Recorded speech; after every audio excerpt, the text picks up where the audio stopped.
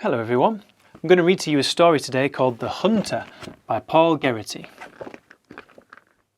In the early morning, Jemina went with her grandfather to collect honey. They followed the honeybird far into the bush. "I want to see the elephants," Jemina cried. "Grandfather, do you ever think we will?"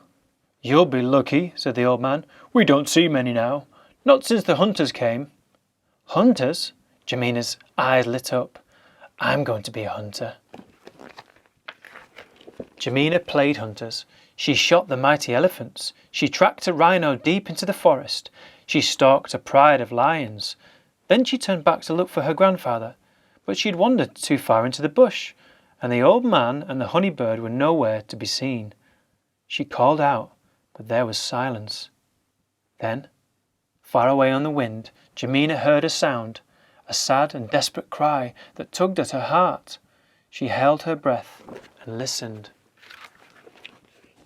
Jemina looked up. Vultures hung high in the heavy noon heat, and all around her she could sense danger. "Never go alone into the bush," her parents had warned. But the sound was so mournful she couldn't help but follow. Further and further she went, until she came to a clearing. There she found a tiny elephant, trying in vain to wake its mother. The hunters had been, and, like Jemina, he was lost and afraid. "Don't cry, little one," she whispered. Jemina tilted her head to listen. Perhaps the rest of the herd was nearby, but all she could hear was the endless rasping of insects in the heat. She knew the baby wouldn't survive alone. She could try to lead him home with her, and perhaps they would find the family on his way. But the baby was frightened. "I am not a hunter," she said softly. For a long time she spoke to the elephant, until he grew calm and nuzzled her with his trunk. Jemina stood up and walked a few steps. The baby followed, tottering weakly in the blazing heat. Then the rain came, and, cooled by the water, the elephant found strength to go on. At times they slipped and struggled, but they kept on walking right through the storm. As the skies cleared, the baby grew excited, and for a moment Jemina thought she could hear elephants. But when she stopped to listen, there was only the whispering of the wind in the grass. For a long time the elephant would not move. Then, sadly and silently, he carried on. "If you are lost," her grandfather had told her, "follow the afternoon's herds. They will lead you to the river. Home is on the other side." It was a long time before Jemina and the elephant found the herd of zebra making its way across the plain. They travelled with the thirsty animals all through the hot afternoon. As the sun dipped low in the sky, they finally reached the river, but hidden eyes watched them from the water, and Jemina sensed danger there. "It's not safe to cross here, little one," she said. "We must travel on." As Jemina turned, she thought she could see elephants on the horizon. She blinked and strained her eyes, but there were only acacia trees shimmering in the hazy heat. Jemina and the elephant set off again, but soon the baby began to slow down. "Just a little further," begged Jemina, but he was too tired to go on, and Jemina waited with him. She thought of her mother.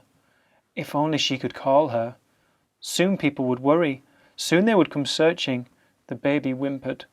She stroked him gently. He had no mother to call. "Listen," Jemina hushed the elephant. They could hear voices. "My parents," she thought. But the dark shadows in the distance were not her parents. "Poachers," she gasped under her breath. Now Jemina felt too she was one of the hunted. She prayed that the baby would not whimper, but the elephant sensed evil and stayed as still as a stone until the danger passed. Darkness fell, and the whoops and howls of the night creatures sent a shiver down Jemina's spine. She huddled close to the baby, then clung to him in fear as the deep and terrifying groan of something hungry sounded nearby. As Jemina waited to be hunted, the words of her grandfather came to her again. "If you are ever in danger," he had said, "never lose hope." So Jemina listened for her parents. She closed her eyes and wished for them. But instead she saw elephants. Her mind was filled with the great herds of long ago, the mighty tuskers her grandfather had seen when he was young. Giant elephant shadows moving like ghosts across the plains. She could hear their deep and gentle murmurs close by. When she opened her eyes, there were elephants all around, as if she'd called them in a dream. Jamina wasn't afraid. "Take this little one," she said, "and keep him safe." By the first light of dawn, Jamina's mother found her sleeping in the grass. "I was playing hunters and I got lost," Jamina said. She stayed very close to her mother all the way home. "I will never be a hunter," she said softly to herself as they reached the village. The end.